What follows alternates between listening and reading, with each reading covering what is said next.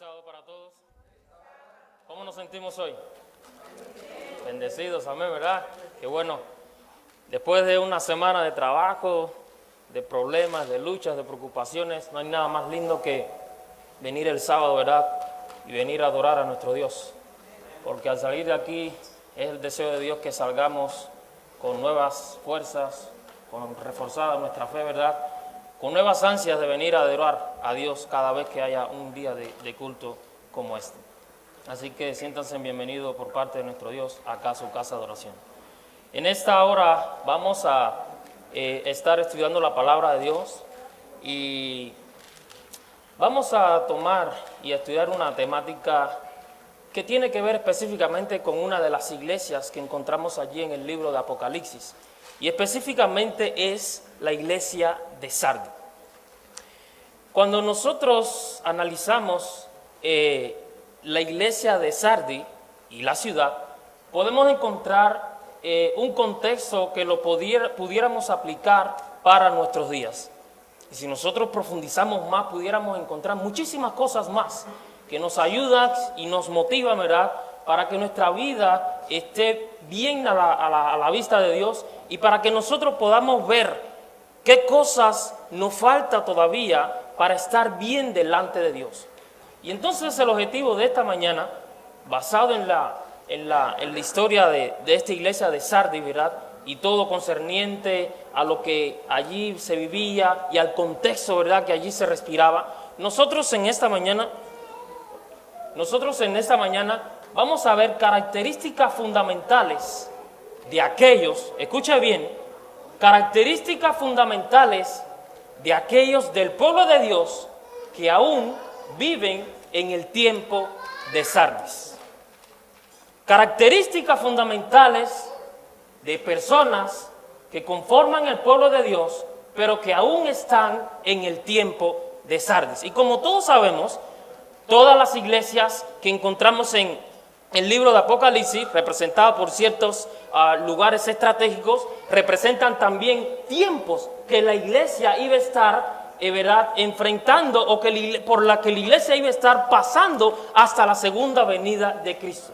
Pero dice la palabra de Dios, y lo vamos a estudiar en esta mañana, que hay tristemente muchos hermanos, muchas personas que pertenecen al pueblo de Dios que aún están en el tiempo de Sardis, aún están en el pasado y no han querido seguir con Jesús al futuro que Jesús tiene para con cada uno de nosotros. Y la primera característica de esta mañana la vamos a encontrar allí en el capítulo 3 de Apocalipsis, y no lo vamos a leer en honor al tiempo, pero el capítulo 3 de Apocalipsis, versículos del 1 al 6, habla acerca de algo que Dios muestra para con cada uno de nosotros como prueba de su amor. Y la primera característica de esas personas, de ese pueblo, de ese grupo, ¿verdad?, que le gusta estar rezagado, que le gusta estar en el fondo, que le gusta estar en la parte de atrás, que le gusta no tomar la motivación, que le gusta siempre esperar a que lo llamen a hacer. Dice que la primera característica de este grupo de personas es que son alertados por Dios. La prueba máxima de que Dios nos ama y que está interesado en nuestra salvación es que siempre anda buscándote, es que siempre te está llamando, es que siempre te está estimulando para que tú sigas con fuerzas, es que siempre te está indicando que no es el momento de estar de brazos cruzados. Es cuando siempre te está indicando que es el momento de tener nuestra vista en Jesús como autor y consumador de toda nuestra fe. Así que si en esta mañana o en esta semana, durante el transcurso de esta semana que ya terminó, has sentido la voz de Dios alertándote, incluso amonestándote, dirigiéndote a ti, no tomes a Dios como alguien de letanía, como alguien muy fastidioso. Alégrate porque Dios está interesado en tu salvación. Y en el tiempo de Sardis, mis queridos hermanos, dice la palabra de Dios que en el tiempo de Sardis, hablando de Sardis como ciudad, dice que Sardis tuvo su mayor apogeo durante el rey Creso, y de él vamos a hablar más adelante. Dice que durante ese tiempo, mientras Sardis se levantaba como la principal potencia durante el reino de Lidia, en ese tiempo, a la misma vez, en la parte del este, en la parte oriental, estaba una mayor potencia, que en ese momento eran los asirios. Y su capital principal era Nínive, pero alrededor del año 612 dice que un grupo de medos, de persas y de babilonios se unificaron para enfrentar este gran poder de los asirios y conquistaron la ciudad de Nínive. Así que una vez conquistada la ciudad de Nínive, ahora la parte oriental quedaba a merced de los babilonios, de los persas y de los medos. Y de eso podemos corroborarlo porque ustedes saben que el libro de Daniel dice que alrededor del año 605, ¿verdad?, Babilonia se emergía como la mayor potencia. Pero en ese momento, antes de que Babilonia se consolidara, dice que al momento de caer a Siria, la parte occidental quedaba exclusivamente hacia Sardis, que era conocida como Lidia. Pero dice que pasado mucho tiempo, Sardis comenzó a emerger como una gran potencia.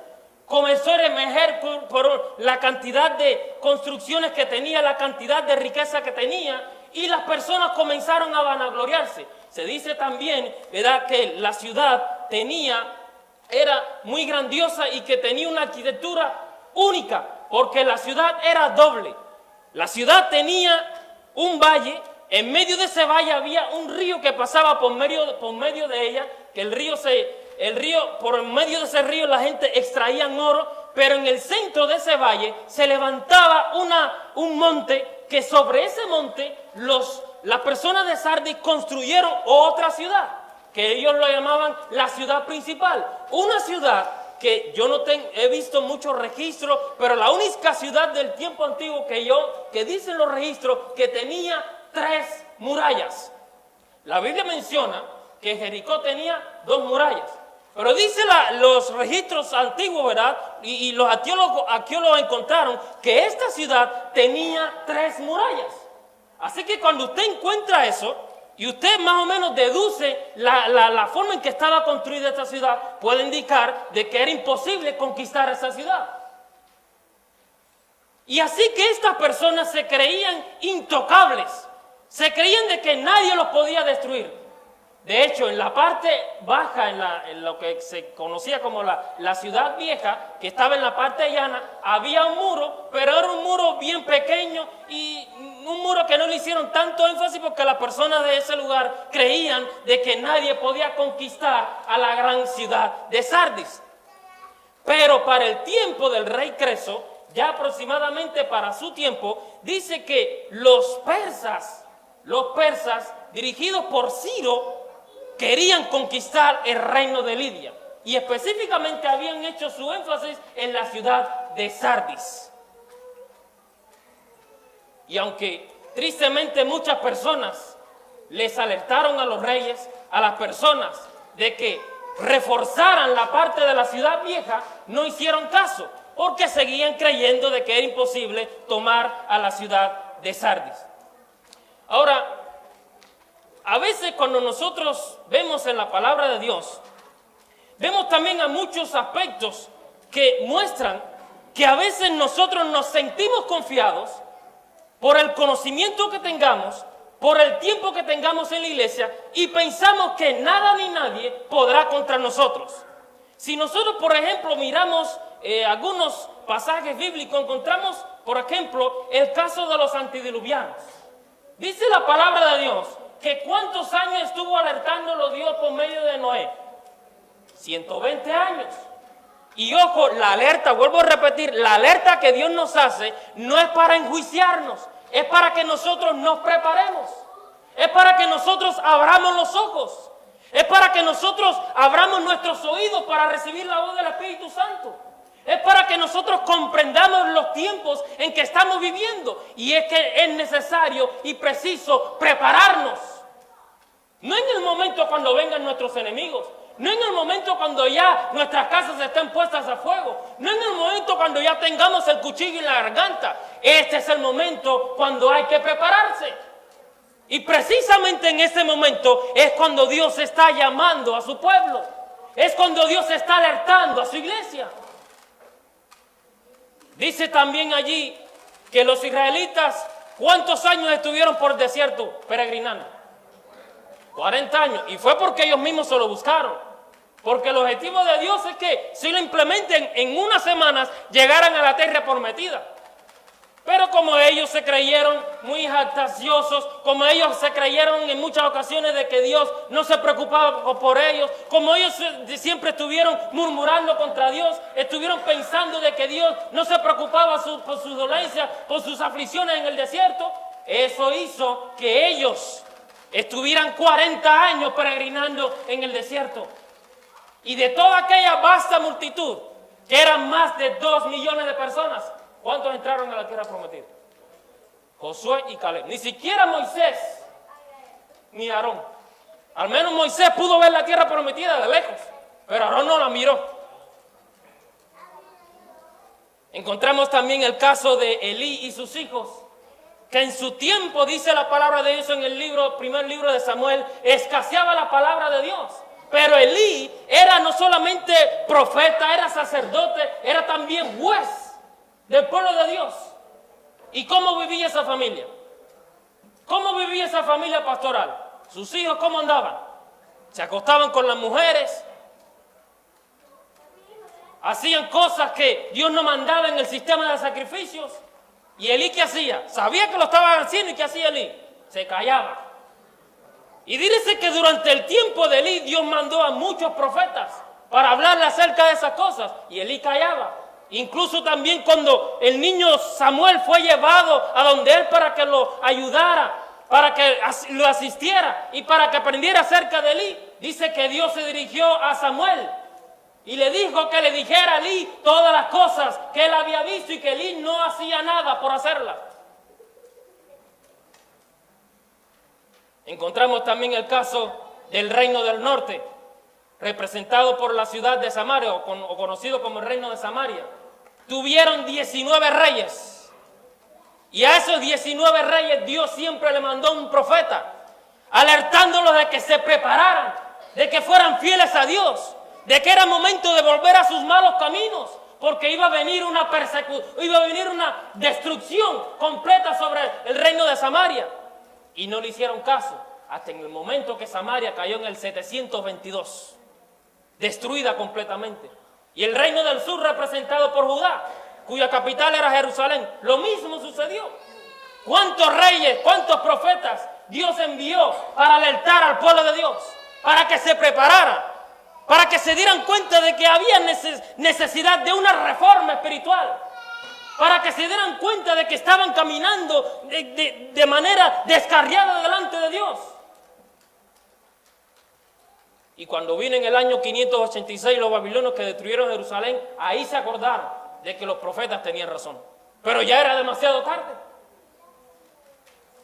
Los judíos en el tiempo de Jesús estuvieron con la deidad encarnada entre ellos 3 años y medio.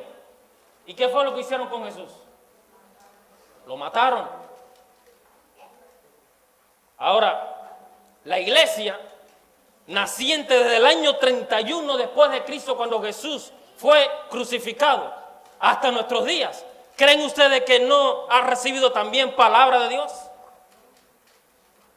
Eso es lo que dice la Biblia. Jesús dijo, me es necesario irme para enviar ¿a quién? Al Consolador. Hasta nuestros días, hasta el día de hoy, tú y yo somos alertados por el Santo Consolador, por el Espíritu Santo.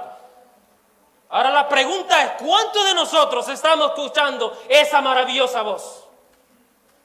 ¿Cuántos de nosotros estamos correspondiendo al llamado del Espíritu Santo de que es necesario reformar nuestra vida? De que es necesario tener nuestra vista en las cosas del cielo y no en las cosas de la tierra. De que es necesario comprender y entender que todo lo que está escrito en la palabra de Dios se ha cumplido. Y que es necesario que nosotros cada día estemos vigilantes. Que es necesario que cada día busquemos más de Dios. Por eso Apocalipsis capítulo 3, versículos 2 y 3, Jesús nos lo vuelve a repetir. Sé vigilante y afirma las otras cosas que están por morir, porque no he hallado tus obras perfectas delante de Dios. Acuérdate pues de lo que has recibido y oído y guárdalo y arrepiéntete. Pues si no velas, vendré sobre ti como ladrón y no sabrás a qué hora vendré sobre ti. Hay una cita de la escritora, nuestra hermana Elena de White, que habla al respecto y la encontramos en Joya de los Testimonios para la Iglesia, tomo 2, página 396. Se me mostró que el pueblo de Dios se había descarriado. No tiene su mira en la gloria de Dios. Su propia gloria es lo que le importa. Tratan de gloriarse a sí mismos y no obstante se llaman cristianos. Cuando escuchamos esas palabras, mis queridos hermanos, algunos pueden pensar de que son palabras para reprimir. Algunos pueden pensar de que son palabras de alguien extremista, de alguien que vivió simplemente su tiempo y está hablando simplemente de su tiempo. Pero mis queridos hermanos, algunos cuando escuchan estas palabras se darán cuenta que Dios está llamando a su pueblo. Que Dios está advirtiendo a su pueblo de que es necesario prepararse, de que es momento de dejar de estar jugando. Es nuestra salvación la que está en juego y no nos hemos dado cuenta de eso. Y Dios quiere salvarte. Dios no quiere que tú te quedes en esta tierra. Dios no quiere que tú te quedes en la condición que tú estás. Dios quiere darte algo mejor, porque Él te ama. Y porque siempre está interesado en tu salvación, aunque así tú no lo veas en tu propia vida. Dios te alerta y te llama con un propósito: salvación. ¿Cuál es otra de las características que nosotros podemos encontrar allí en el libro de Apocalipsis capítulo 3, versículos 1 y 5? De aquellos cristianos, de aquel grupo que todavía está anclado en el pasado, que todavía está preso de lo que fue en el pasado, de lo que vivió en el pasado, de lo que tuvo que dejar por serle fiel a Cristo. Pero antes de entrar en eso, quiero hablarles nuevamente acerca de Sardis. Sardis tenía varias famas. La fama principal que tenía Sardis era, como le decía al principio, el río, ¿verdad?, que atravesaba por en medio de la ciudad, y de ese río toda la ciudad estaba enriquecida porque ese río tenía oro. Incluso se cree que las murallas de Sardis, en las murallas de Sardis, de la ciudad como tal, tenían pepitas de oro. Así que usted más o menos imagínese, cuando el sol iluminaba esa ciudad, y reflejaba, y los rayos del sol daban en esas pepitas de oro, ¿cómo se vería esa ciudad? ¿Cómo se vería esa ciudad? Así que no por gusto el rey Ciro el Grande siempre quiso conquistar el reino de Sardis. No por gusto Sardis siempre fue una ciudad importante, incluso durante el Imperio Romano, porque tenía una buena estrategia y porque era un lugar sumamente importante por la riqueza que todavía se seguía extrayendo del río que atravesaba la ciudad.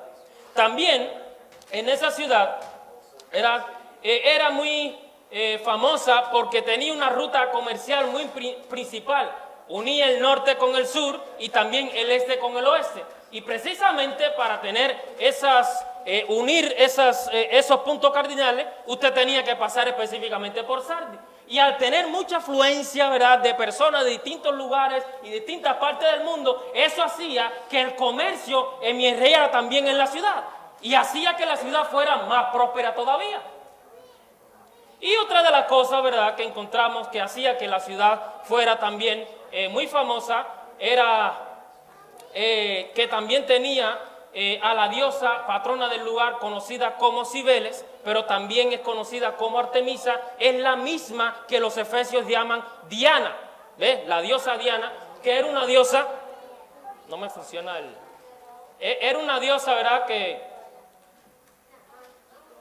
era una una diosa que los griegos la representaban llevando un arco, pero los efesios la representaban, ¿verdad? Con muchos pechos, simbolizando así que era la madre, ¿verdad?, de todos los seres vivientes y que era la patrona de toda la tierra. Entonces, estas eran características, ¿verdad?, que tenía la ciudad, que por ende, y otras más, pero estas eran las más principales, que por ende hacía que la ciudad fuera muy famosa, era enriquecida y que todas las personas del imperio y del mundo de entonces querían visitar a esta ciudad de Sardis. Ahora, vamos a ir para ver la segunda característica, ¿verdad?, de aquellos que aún están retenidos en el tiempo de Sardis. Dice el versículo 1 de ese capítulo 3 de Apocalipsis, en la última parte: yo conozco tus obras, que tienes nombre de que vives, pero estás muerto. Pero dice también el versículo 5, y ojo con esto: el vencedor será vestido de vestiduras blancas, y no borraré su nombre del libro de la vida, y confesaré su nombre delante de mi Padre y delante de sus santos ángeles. Cuando nosotros estudiamos cada una de las características de las 7 iglesias que se plasman, que encontramos allí en el libro de Apocalipsis, podemos encontrar de que de todos los mensajes que Dios le envía a las iglesias, esta es la única donde se habla de algo singular y particular. Porque ahí en el versículo 5 se está hablando específicamente acerca de algo que Jesús iba a hacer en favor de su iglesia en ese tiempo de esa iglesia. Dice que iba a hacer ¿qué? Iba a confesarlos delante de su Padre. Cuando nosotros escuchamos esta frase de que iba a confesarnos delante de su Padre, lógicamente, aquel que tiene una mente rápida de captar, rápidamente nos remontamos ¿a qué? Al juicio investigador. ¿Por qué? Porque es muy importante entender que el tiempo de la iglesia de Sardis va específicamente desde el año 1517. ¿Qué fue lo que ocurrió en el año 1517? Martín Lutero clavó las 95 tesis en el castillo de la iglesia de Wittenberg, ¿verdad? Y desde el año 1517 hasta el año 1798, específicamente, es el tiempo de la iglesia de Sardis. ¿Qué ocurrió en el año 1798? La herida mortal que fue sanada, de la cual encontramos en el libro de Apocalipsis capítulo 13. Una herida mortal que fue forjada por Napoleón Bonaparte cuando apresó al Papa Pío VI, y así culminó completamente el tiempo, ¿verdad?, de la hegemonía que tenía la Iglesia Católica durante 1260 años. 1260 años que comenzaron en el año 538 después de Cristo y termina, vuelvo a recalcar, en el año 1798 después de Cristo. Y precisamente en ese tiempo, al final de ese tiempo de la iglesia de Sardis, se levanta Jesús y le dice a su pueblo: si tú no estás bien delante de mí, si tú no estás con buenas obras delante de mí, prepárate y arrepiéntete de todo, porque yo te voy a confesar delante de mi Padre. Voy a comenzar una función que aún tú no conoces, pero es para tu bienestar, es para tu salvación, es para mostrarte que yo no estoy contra ti, pero sí estoy a tu favor. Es para indicarte cuál es el camino por el que debes andar. Es para decirte que yo te he amado grandemente y con amor eterno. Y entonces, cuando vemos esto, mis queridos hermanos, nuestros ojos se pueden abrir y podemos entender a más profundidad que Dios está interesado en nuestra salvación, y por ende vale la pena prepararse. Por ende vale la pena oír la palabra de Dios. Por ende vale la pena dejar esa vida del pasado y concentrarnos con el futuro tan glorioso y maravilloso que Jesús tiene para todos aquellos que le aman y esperan su pronta venida. Es un momento único, mis queridos hermanos. Y usted y yo a veces leemos la palabra de Dios y no nos damos cuenta. La ciudad de Sardis estaba allí, repleta, llena de personas que pensaban de que nunca iban a fracasar, de que nunca iban a caer, pero llegó el momento cuando tristemente fueron conquistados. A diferencia espiritualmente hablando, nosotros a veces nos encontramos en la misma situación, pero a la vista de Dios, Dios conoce nuestras obras, Dios conoce lo que estamos haciendo, aún las cosas que en nuestro entender nadie va a conocer, ni siquiera Dios, pero Dios sí las conoce. Y como Dios tiene seguridad y conocimiento de cuántas cosas nosotros hacemos en este mundo, es menester entonces que nosotros cada día nos preparemos. ¿Qué era lo que hacía Job con su familia y sus hijos? Dice que cada día él intercedía a favor de cada uno de sus hijos, de su familia y de él también.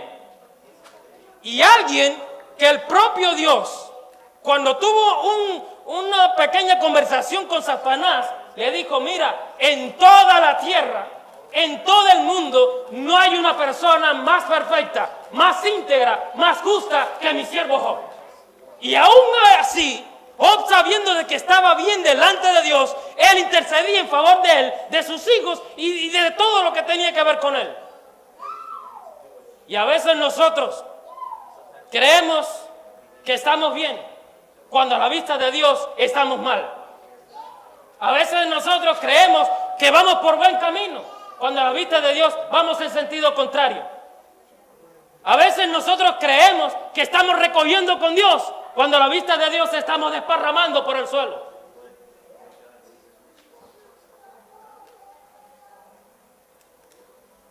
Por eso Jesús nos sigue indicando y nos sigue diciendo que es el momento de prepararnos.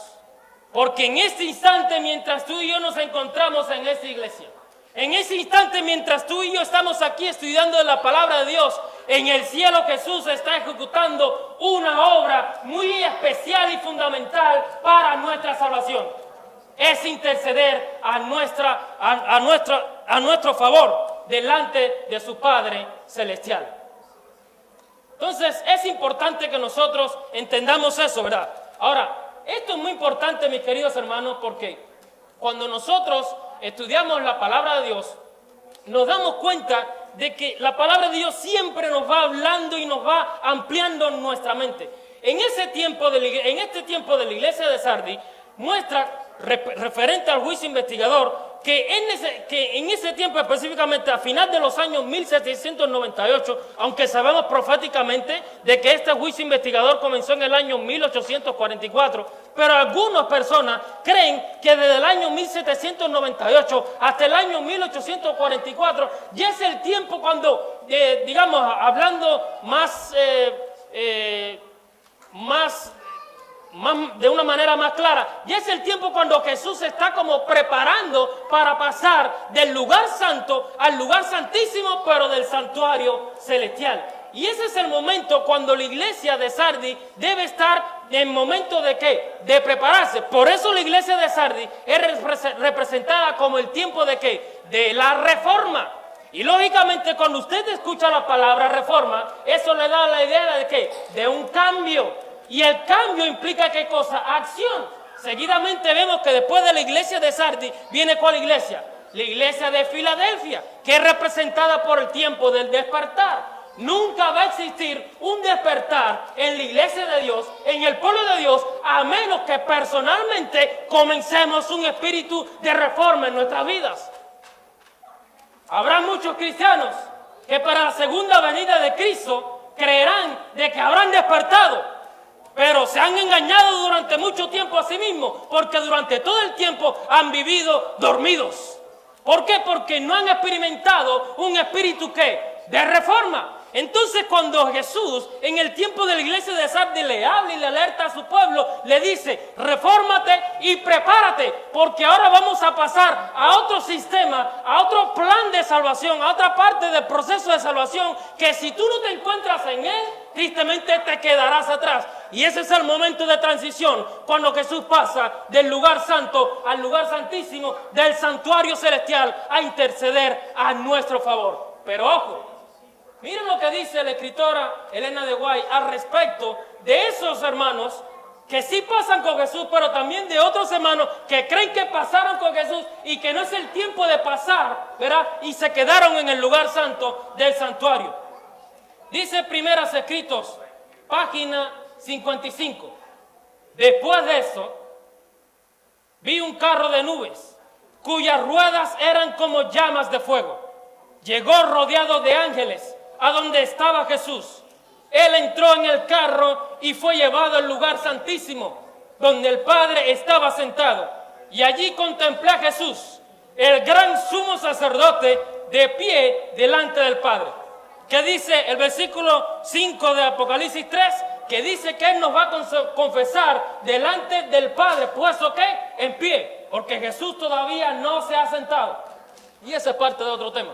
Dice, en la orla de su vestidura había una campana y una granada, luego otra campana y otra granada. Los que se levantaron con Jesús, aquellos que sí experimentaron una reforma, aquellos que sí comprendieron de que era el momento de cambiar, de que los tiempos se están cumpliendo y que es necesario trabajar codo a codo con Dios. Aquellos que estaban continuamente conectados con el cielo se dieron cuenta con Jesús de que era el momento de pasar del lugar santo al lugar santísimo junto a Jesús.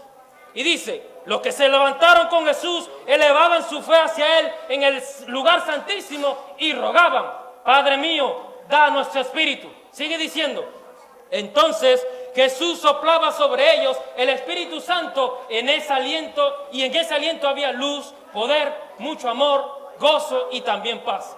Ahora, cuando nosotros escuchamos esta palabra, mis queridos hermanos, pues como dice Hebreos 4:16, pues acerquémonos confiadamente con nuestro Señor Jesucristo al trono de nuestro Padre Celestial.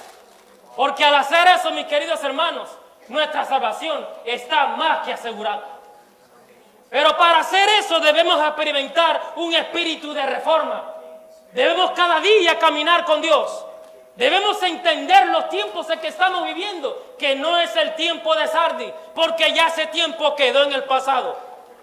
Los tiempos en los que Dios está llamando a su iglesia a vivir es en el tiempo del lugar santísimo, del santuario celestial. Si tú no estás en ese cuarto, en el cielo, juntamente con Dios, mis queridos hermanos, tu nombre no va a pasar. Porque los nombres que Jesús va a mostrar y va a mencionar delante de su Padre son los nombres por los cuales Él va a interceder para salvación. Ahora, ¿qué decir de aquellos que creyeron que pasaron con Jesús o que tal vez creyeron de que no era el tiempo para pasar al lugar santísimo y quedaron en el lugar santo? Sigue diciendo Primeros Escritos, páginas 55 y 56. Me di vuelta para mirar la compañía que seguía postrada delante del trono y no sabía que Jesús la había dejado. Satanás parecía estar al lado del trono. Fíjense, Jesús pasó al lugar santísimo, ya los que estuvieron juntamente con Él pasaron y Él automáticamente ¿qué hizo? Cerró la puerta. Y dice la palabra de Dios que lo que Él cierra, nadie lo puede abrir. Y lo que Él abre, nadie lo puede cerrar.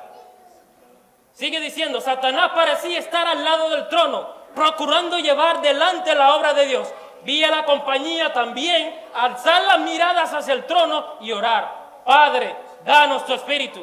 Satanás soplaba sobre ella una influencia impía. En ella había luz y mucho poder, pero nada de dulce amor, gozo ni paz. El objeto de Satanás era mantenerla engañada, arrastrarla hacia atrás y seducir ¿a quién? A los hijos de Dios.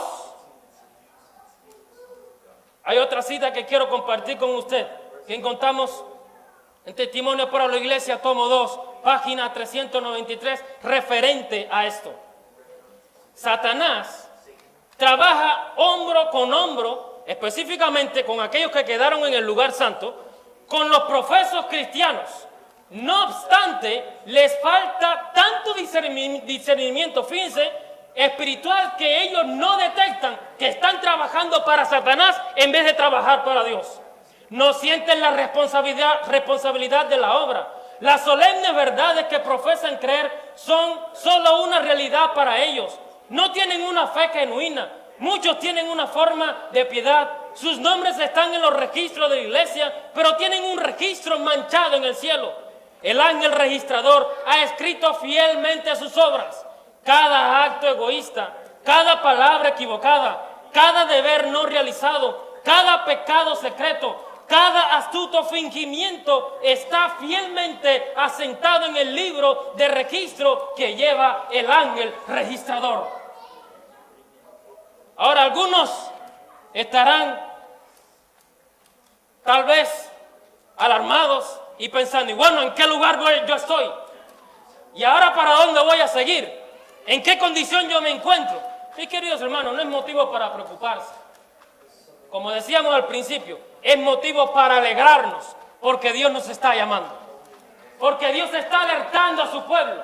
Dios está motivando a su iglesia con esta palabra, no para amedrentar, no para intimidar, porque esa no es la obra de Dios. Cuando Dios dice estas cosas, es para que tú te arrepientas.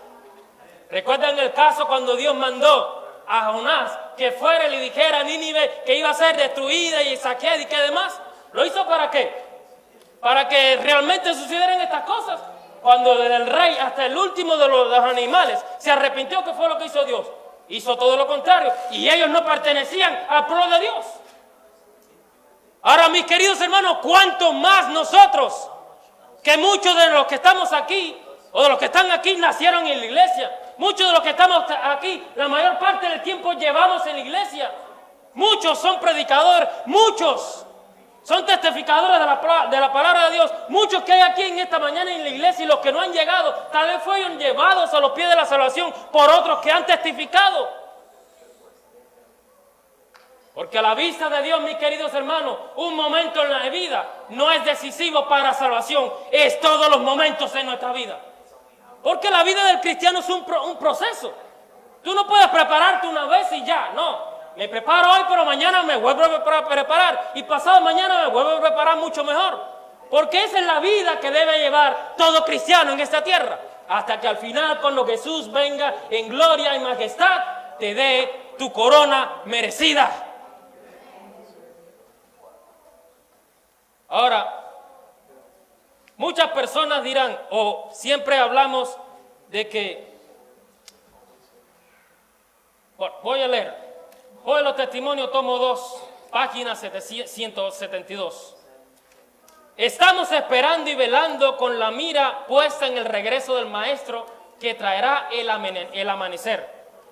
Cuando nosotros hablamos tal vez muchas veces de estos temas, pensamos de que Jesús, cuando dice que va a venir como ladrón en la noche, pensamos y siempre lo asimilamos con su segunda venida. Pero fíjense lo que dice aquí Elena de White al respecto.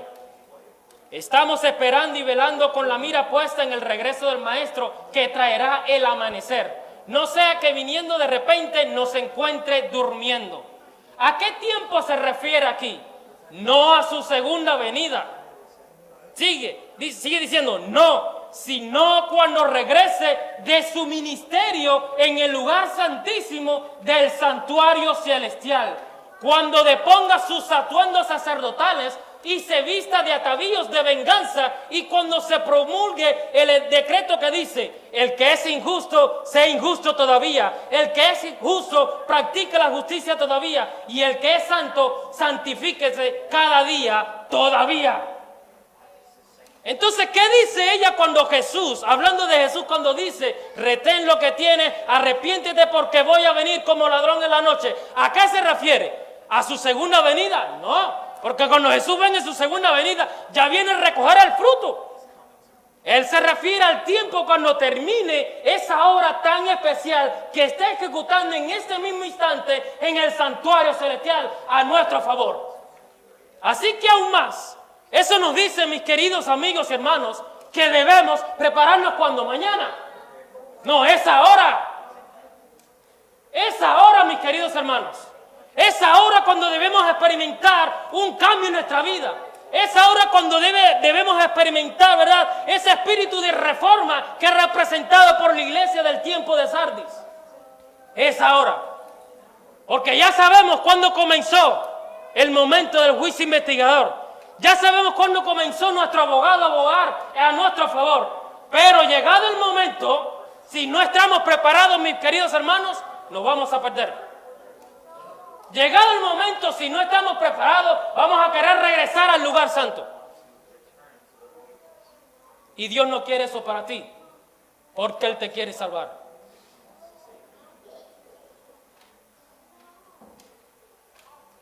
registros antiguos catalogaban a la ciudad de Sardis por ser dentro de todas las ciudades antiguas, la única que había acuñado, ¿verdad?, monedas. Y estas monedas que ellos acuñaban, porque su principal riqueza era el oro, lógicamente también era de oro. Y en esas monedas tenían también una inscripción que decía: Sardis, la primera metrópoli de Asia y de Lidia y también del helenismo. El tiempo de mayor esplendor de la ciudad de Sardis, como habíamos dicho al principio, fue durante el tiempo del rey Creso, un rey que se creía superior a todos, un rey que tal vez no era déspota, pero ustedes saben que el ser humano, cuando tiene cierto poder adquisitivo y monetario, se cree de que anda por las nubes y que todo el mundo tiene que besarle los pies y que es él y nadie más. Y por eso nunca se preocupó tanto en reforzar su ciudad. Por eso nunca se preocupó tanto y se reía de aquellos que le decían: no, mira, la ciudad va a ser destruida. Recuerda que Ciro está atentando contra ti. Recuerda que los ojos de Ciro en la parte occidental es esta ciudad. Y él sabe que el día que caiga esta ciudad va a tener el control completamente del Asia Menor. Y él se reía de estas cosas. Pero, tristemente, llegó el día. Llegó el día cuando todo terminó por no escuchar. Y la otra característica, mis queridos hermanos, de ese pueblo que todavía está en el lugar santo, la podemos encontrar también en el versículo 2 de ese capítulo 3 de Apocalipsis. Sé vigilante y confirma las obras que están por morir, porque no he hallado tus obras bien acabadas delante de Dios. La otra característica es que tristemente ese grupo que cree que está caminando con Dios, que cree que está juntamente con Dios en el lugar santísimo del santuario celestial, es que aparentan vivir bien delante de Dios. Son personas aparentes, son personas de presunción, son personas que creen de que están bien cuando a la vista de Dios están mal. Son personas de que creen que están seguros por lo que tienen, por lo que han adquirido en este mundo, cuando a la vista de Dios están necesitados de todas las cosas. ¿Cuántas de esas personas tristemente existen en el pueblo de Dios? Se vanaglorian de la vida pasada, de cómo vivían en el pasado, pensando con la idea de volver al pasado. ¿Recuerdan cuando los hijos de Israel estaban por el desierto? Con mentira le dijeron a Moisés: añoramos los tiempos cuando nosotros nos sentábamos a orillas de las grandes ollas y comíamos esos puerros y esas carnes y estábamos bien. Eso era mentira. Si ellos eran esclavos, ¿en qué tiempo iban a tener para disfrutar de esa vida como ellos estaban diciendo? Era mentira. Pero el asunto es, mis queridos hermanos, que a veces cuando estamos a punto de llegar a la meta, es cuando más la incertidumbre carcome nuestro ser. Es cuando más llegamos a pensar de que es imposible poder alcanzar lo que Dios nos ha prometido. El pueblo de Israel estaba en el límite de la tierra prometida. Y por haberle sido infiel a Dios, ¿qué fue lo que hizo Dios? Ustedes están en la frontera de la tierra prometida. Pero como han murmurado contra mí y no se han convertido de sus malos caminos y no ha habido un espíritu de reforma en la vida de ustedes, ahora yo lo voy a volver por el mismo camino donde estuvieron hasta aquí y estarán vagando durante 40 años. Estamos nosotros en la frontera de la Canaán celestial. ¿Cómo estamos viviendo? ¿Qué nos falta, mis queridos hermanos? Es triste de que llegando a la frontera te viren para atrás. Si nosotros, por ejemplo, cuando miramos las noticias, bueno, ya no, porque ya las cerraron prácticamente. Cuando estaban entrando muchas personas a este país y se miraban las noticias de personas que ya estaban en la misma frontera entre México y Estados Unidos. Y ahí los funcionarios de migración que le decían: mira, no, para atrás. Después muchos que se pasaron días y a veces años recorriendo medio mundo para llegar a este país. Y qué triste es que llegando a la misma frontera te miren para atrás, sin posibilidad de volver a entrar. Qué triste es, mis queridos hermanos, que nosotros, después del camino que hemos transcurrido y recorrido con nuestro Dios, Cuando pensemos de que vamos a recibir la herencia de Dios, tristemente Jesús nos dice, apartaos de mí, que no os conozco. ¿Y todo por qué, mis queridos hermanos? Por no experimentar un espíritu de reforma en ese tiempo, en el hoy, en el ahora. Así que es muy importante, mis queridos hermanos, que nosotros vivamos un tiempo de reforma. Es muy importante que nosotros comprendamos que ya no estamos viviendo en el tiempo de Sardis. Es importante que nosotros, por fe en el Hijo de Dios, estamos viviendo en el tiempo, ¿verdad?, del lugar santísimo, del santuario celestial, en donde Jesús nos lleva montado en sus hombros para representar con su sangre delante del Padre que por nosotros Él vino a morir y que es necesario que nosotros, que Él nos dé una nueva oportunidad.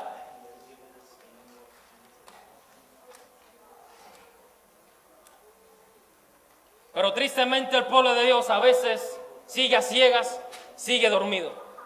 Elena de White, Testimonio para la Iglesia, también el mismo libro, tomo 2, página 178, nos dice: se me mostró que el pueblo de Dios que profesa creer la verdad presente no se encuentra en una actitud de espera y vigilancia. Y esto no es porque lo dice ella. En la parábola de las 10 vírgenes nos muestra claramente que cuando el esposo venía a buscar las vírgenes que estaban despiertas, ¿cómo estaban todas? Todas estaban dormidas, pero había una diferencia. Todos nos podemos dormir, pero si usted cada día trabaja, vive, y es su objetivo de vivir un espíritu de reforma delante de Dios, de prepararse delante de Dios, cuando escuche la voz de tu Señor, tú te vas a despertar. Pero aquellos que simplemente se prepararon una vez y que tomaron las cosas de Dios con simpleza y que bueno, es momento de aprovechar la vida ahora porque todavía Cristo demora mucho, eso lógicamente cuando Jesús venga y llame a su pueblo, esos no van a escuchar. Los hijos de Dios están incrementando sus riquezas y están depositando sus tesoros en la tierra. Se están volviendo ricos con las cosas mundanas, pero no ricos con Dios. No creen que el tiempo sea corto. No creen que es el fin de que el fin de todas las cosas está cerca, que Cristo está a las puertas. Pueden profesar mucha fe, pero se engañan a sí mismos, porque solo pondrán en práctica la fe que realmente poseen. Sus obras ponen de manifiesto el carácter de su fe y dan testimonio ante los que los rodean que la venida de Cristo no se va a producir en esta generación. De acuerdo con su fe, también van a ser sus obras. Están añadiendo una casa a la otra y un terreno al otro. Son ciudadanos, tristemente, de este mundo. Dios nos dice en su palabra que su pueblo debe ser considerado y debe verse a sí mismo como ¿qué? Como extranjero y peregrino y advenedizo en este mundo, de pasada, de a corridas.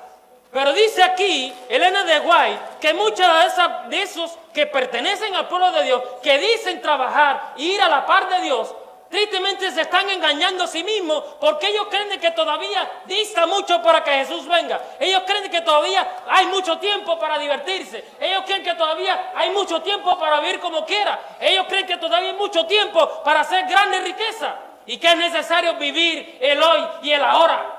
Y solamente viven así, ¿por qué? Porque se consideran ciudadanos tristemente de este mundo.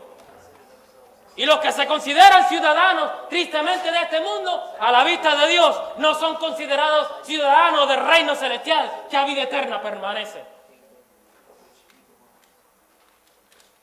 Pero dice el apóstol Pablo, cuando le aconsejaba a Timoteo: pero tú, sé sobrio en todas las cosas. Sé sobrio en todas las cosas y cumple tu ministerio. Haz lo que debes hacer diariamente. Prepárate cada día, porque Cristo va a venir. Y Pablo estaba tan convencido de lo que estaba diciendo, ¿verdad? Por eso él se atrevió a decir: he peleado, ¿qué cosa? La buena batalla. He acabado, ¿qué cosa? La carrera. He guardado la fe. Por tanto, yo sé que cuando Jesús venga, Él me va a dar una corona de victoria. Y no solo a mí, sino también a todos mis hermanos que como yo se han preparado. Como yo, han flaqueado tal vez en el camino, pero se han levantado. Como yo, tal vez han sufrido muchas penurias, pero han seguido firmes en el nombre del Señor. Como yo, han sufrido muchas cosas, pero en el nombre de Dios se han levantado. Y ahí es donde Dios quiere conducirnos. Ahí es donde Dios quiere ver a su iglesia. Yo me imagino el rostro de alegría de Jesús cuando ve a su pueblo entrarnos por las puertas del cielo. A su pueblo triunfante, que viene tal vez con marcas de las heridas, pero son heridas de victoria. Vienen tal vez algunos ensangrentados, pero es sangre de victoria. Porque al final, cuando entran por las puertas del cielo, Dios los va a transformar completamente.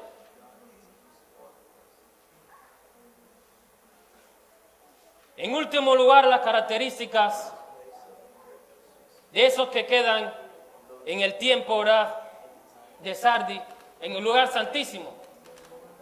Dice Apocalipsis capítulo 3, versículo 1, la última parte. Yo conozco tus obras, que tienen nombre de que vives, pero estás muerto. En el año 547 o 546 a.C., tristemente la ciudad de Sardis cayó. Después de muchas advertencias que recibió y alertas que se prepararan, de que reforzaran la seguridad, tristemente cayó ante el poder de los persas. Ciro el Grande la logró conquistar. A la vista de Dios, mis queridos hermanos, hay muchos hermanos que se creen que están vivos, pero Dios los mira como personas muertas espiritualmente. La parábola de las 10 vírgenes nos ilustra claramente. Todas reciben el llamado, todas pueden estar disponibles para recibir la salvación, todas pueden entrar a recibir el gozo juntamente con su Señor, pero no todas están preparadas. Dice Loren Way en el libro El futuro del mundo revelado en el Apocalipsis, un libro que les recomiendo que lean, muy importante, así como el del futuro del mundo revelado en Daniel también. Dice, cuando Juan le escribió esta carta, Sardis era una ciudad rica, pero degenerada estructuralmente. Hasta antes, la gran ciudadela ya no era más que un monumento antiguo en la cima de la colina. Era una ciudad sin vida y sin espíritu. Sus habitantes eran blandos, los descendientes de aquellos que perdieron la ciudad en 2 ocasiones porque eran demasiado perezosos para estar de guardia. En esa atmósfera deprimente también, la iglesia cristiana había perdido su vitalidad y era un cuerpo muerto más que una iglesia viva.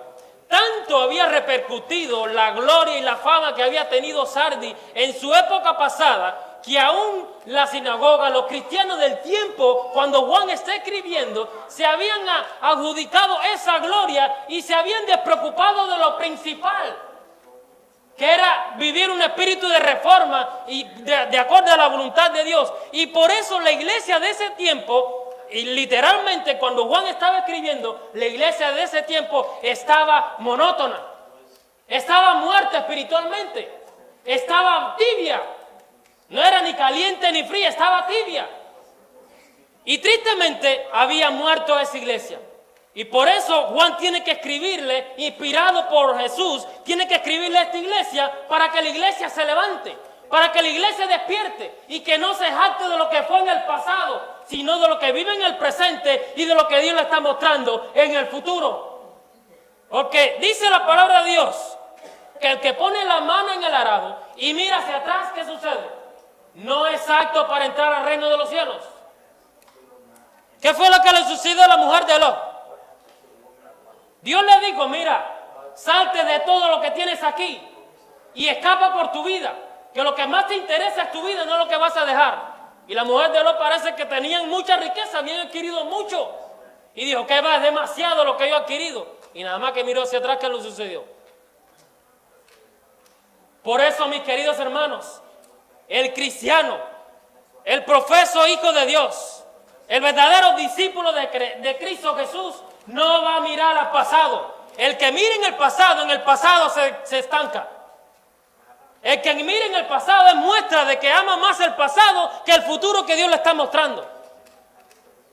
Y cuando los israelitas salieron de Egipto, Dios le dijo: por este camino que tú estás saliendo de Egipto, nunca más vas a regresar por él. Porque si regresas por él, es símbolo de que tú amas nuevamente la esclavitud. Es símbolo de que tú quieres estar sumiso. Es símbolo de que tú, en vez de obedecerme a mí, quieres obedecer a los hombres. Quieres ser el hazmerreír de las personas. Pero yo no quiero eso para ti. Yo quiero para ti cosas que tú no imaginas. Cosas que ojo no vio, ni oído yo, y ni siquiera en su vida en el pensamiento del hombre. Dice el apóstol Pablo por inspiración: son las cosas que Dios tiene para su iglesia, ahora militante, pero cuando Cristo venga, una iglesia triunfante.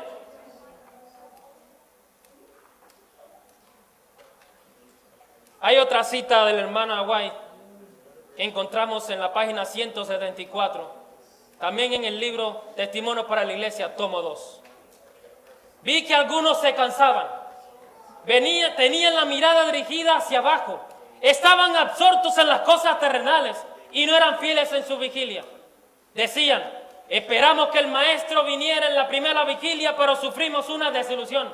Estábamos seguros de que vendría en la segunda, pero esta pasó y no sucedió nada. De nuevo podemos sufrir un chasco. No es necesario que seamos tan estrictos. Es posible que no venga tampoco en la siguiente vigilia. Estamos en la tercera vigilia y creemos que es mejor que depositemos nuestro tesoro en la tierra para estar seguros de que no vamos a pasar necesidad alguna. Muchos estaban durmiendo, adormilados por los cuidados de esta vida y seducidos por el engaño de las riquezas para abandonar su actitud de espera y vigilancia. Qué triste, mis queridos hermanos, que hayan personas en el pueblo de Dios que tengan esta postura, que vivan tan degenerados en esta circunstancia espiritualmente, que creen de que es tiempo de disfrutar de las cosas del mundo, cuando ya Cristo nos está alertando, cuando ya Cristo nos está llamando y nos está diciendo: prepárate porque vengo en breve. Prepárate porque dentro de muy poco la función que estoy ejecutando en tu favor como abogado va a cesar. Y si no estás preparado, te vas a perder.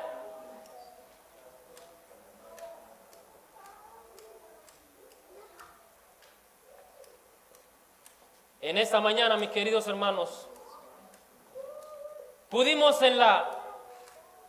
ver en la iglesia de Sardis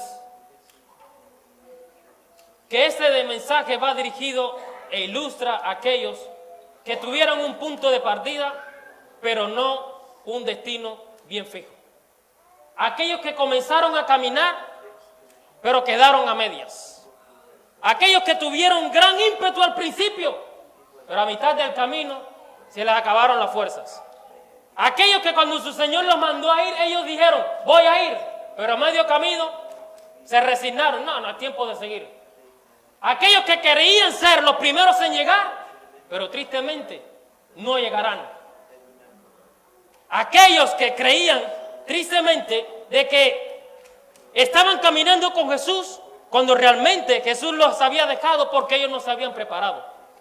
Aquellos que creían que todavía están viviendo el tiempo, ¿verdad?, del lugar santo, cuando realmente Jesús nos muestra que estamos viviendo en el tiempo del lugar santísimo, del santuario celestial. Aquellos que creen que todavía hay tiempo para seguir gozando de la vida de este mundo, pero no se dan cuenta del futuro grandioso que Jesús tiene para aquellos que le son fieles en las mansiones celestiales. En esta mañana pudimos ver características fundamentales de aquellos que viven en Sardis. Aquellos que reciben una advertencia por parte de Dios. Aquellos que tienen todas sus obras bien claras y transparentes delante de Dios. Aquellos que viven una vida de apariencia delante de Dios. Y aquellos que tristemente son muertos espirituales delante de Dios. Pero dice esta cita que encontramos aquí: el Señor sugiere que habrá una demora antes de que finalmente amanezca. Y literalmente sabemos de que así sucede. Antes del amanecer llega un momento cuando todo se torna más oscuro, pero es la señal de que todo va a transformarse. Pero no quieren que den lugar a la fatiga ni que disminuya la intensidad de su ferviente vigilancia, porque la mañana no llega tan pronto como lo habían esperado. Se me presentó a los que esperaban con la mirada dirigida en lo alto. Se animaban mutuamente al repetir estas palabras. Ya pasaron la primera y las segundas vigilias. Estamos en la tercera vigilia, esperando el regreso del Maestro y velando.